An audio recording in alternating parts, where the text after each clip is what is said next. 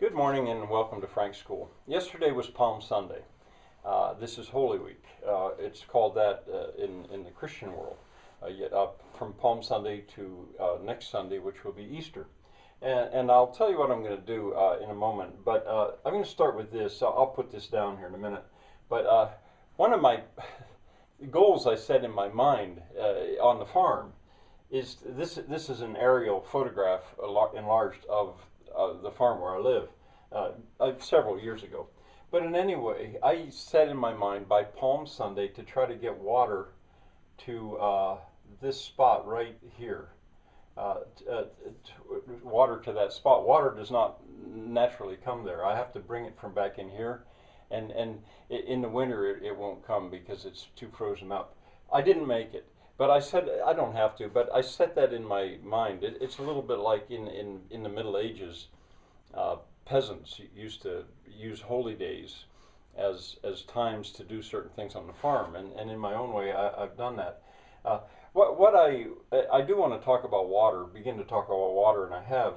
What I'm going to do instead, and maybe I'll do it tomorrow, is show you the water that starts back about here, and show you the water that's coming down through the farm.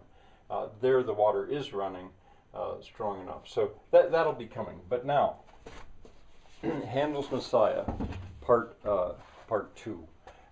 Back in December, I taught through, guided the viewing of Handel's Messiah, part 1 and 3, but I skipped part 2, which is normally done in performances, at least in the United States.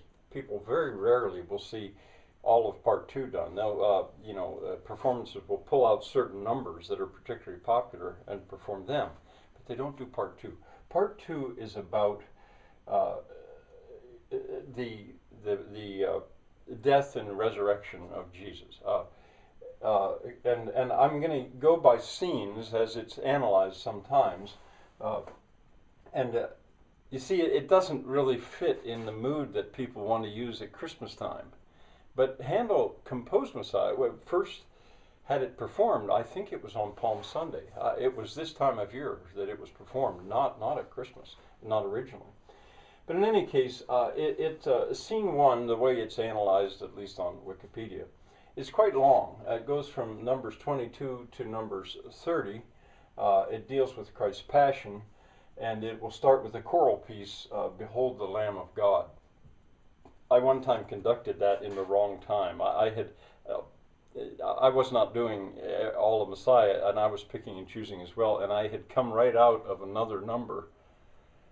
Oh, that was in 12/8 or something like that, or 3/4. I don't know. Anyway, when I got my choir started and we were singing a cappella, I realized I was in the wrong time. But so they followed. We just sang it in the wrong time. It was close, but in any case, it's a choral number.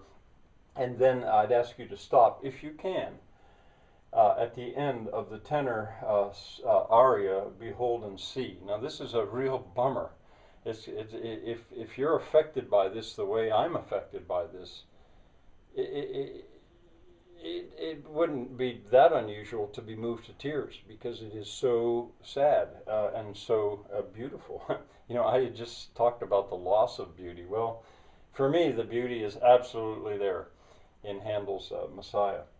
Here's the time, 49th minute, 28 second, up to that time. There's the time, and I'll give you the link in the description so you can go right there.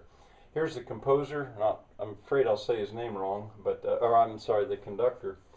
And this performance I had just made yesterday. I think I'd made the comment that I have my doubts if there will ever be a better presentation of this kind in professional with a full orchestra like that, and the filming is so good. The close-ups, the camera close-ups of the singers are so intimate. They're so close, and they're all virtually perfect. These singers, the sound is in synchronization perfectly.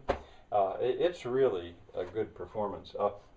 I guess the one other thing I'll tell you about this is that when the alto sings her very long aria, he was despised and rejected of men. I was tempted to give you the text, because this tells the story, but they're so good you should be able to understand the words as they're saying them, and it is so effective. Well, there is a legend. I think it was this aria, and I'd read it one time, that somebody came into Handel's room when he was composing this, and they found him in tears as he was composing it.